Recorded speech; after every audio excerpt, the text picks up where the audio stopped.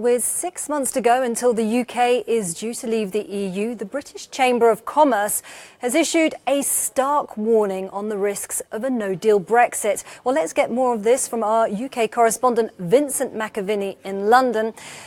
Vinny, this report is really quite worrying, isn't it? Good morning, Isabel. Well, as you mentioned there, tomorrow marks 6 months until the UK leaves the European Union after 45 years of membership. And we've had an increasing number of warnings over the past couple of months from businesses because we think that around 80% of the deal is currently done in Brussels, but that last 20% is the most difficult part. And we've seen last week the Prime Minister's Chequers plan being shredded by the other EU leaders in Brussels. So there is a real question mark now over what will happen with plans for no deal being stepped up, the final tranche of no deal documents having been published this week.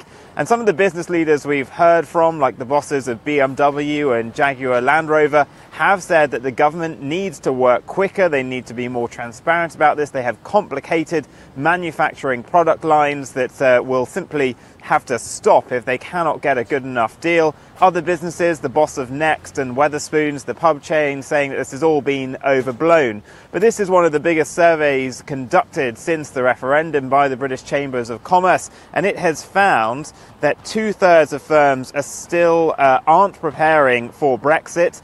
And in the event of a no-deal outcome, many would cut investment and recruitment plans. 1/5 also said that they would move part or all of their business to the EU.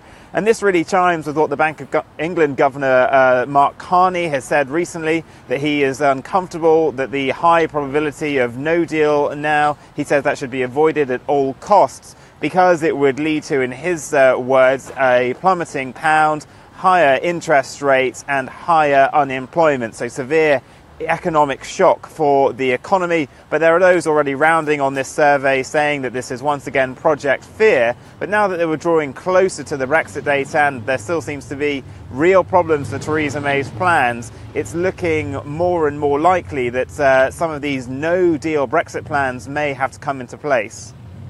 Well, Vinny, Brexit dominated the Labour Party conference. We've got the Conservative Party conference starting this weekend. Brexit's likely to dominate that as well, isn't it? I think Brexit is going to dominate at the Conservative Party conference even more than it did at the Labour Party conference, because Labour were trying to put out a quite well-rounded offer. They think that there might be a snap election, so they were trying to put out a lot of policies that you'd find in a manifesto, whereas the Conservative one is really going to all be about Brexit. And the first salvo has been fired this morning with Boris Johnson, the former Foreign Secretary, writing a 4,000-word piece in the Telegraph unveiling his Brexit plans, which would see him chucking Chequers, taking on what he calls a super Canada deal. He's criticised the Prime Minister, saying that her Chequers strategy is a moral and intellectual humiliation.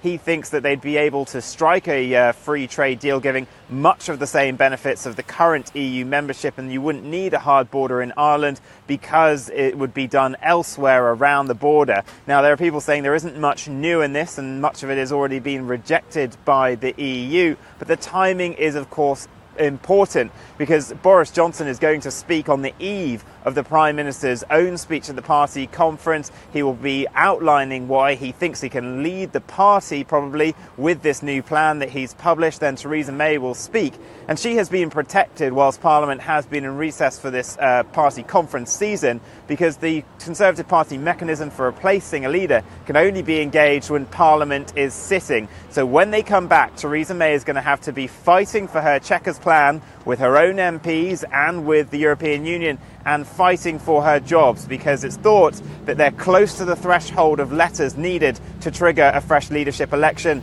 And Boris Johnson, the man who's always wanted to be Prime Minister, is now on that path to trying to take number 10 from her. So much uncertainty in so little time. Well, Vincent McAviney there, thanks very much for that update.